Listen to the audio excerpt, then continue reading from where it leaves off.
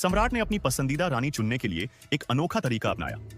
उसने 24 कैरेट सोने का एक मानव आकार का सांचा बनवाया, जिसमें 180 छोटी घंटियां लटकाई गई थीं।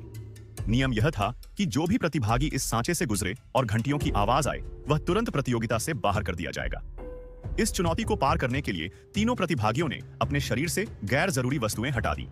सम्राट को यह देखकर बहुत हैरानी हुई कि तीनों महिलाएं बिल्कुल परफेक्ट शरीर वाली थीं और बिना किसी घंटी के बजे आसानी से सांचे से निकल गईं। लेकिन सम्राट जानता था कि रानी बनने के लिए सिर्फ सुंदरता ही काफी नहीं है। फिर सम्राट ने एक 8 कोनों वाली मेज मंगवाई, जिस पर 3 जाम रखे गए।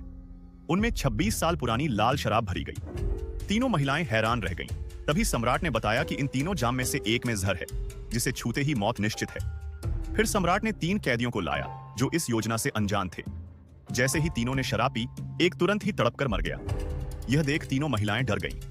इसके बाद सम्राट ने कैदियों को हटवाया और नई शराब के 3 जाम लाकर मेज पर रखवाए।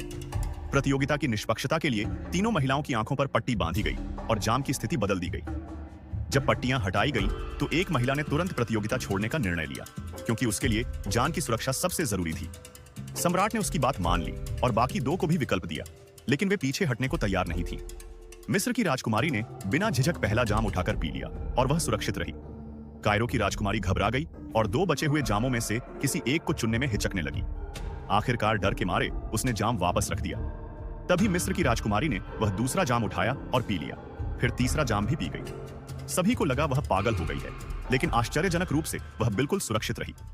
असल में सम्राट ने किसी भी जाम में जहर नहीं मिलाया था। यह सब उसकी ओर से भावी रानी की परीक्षा थी।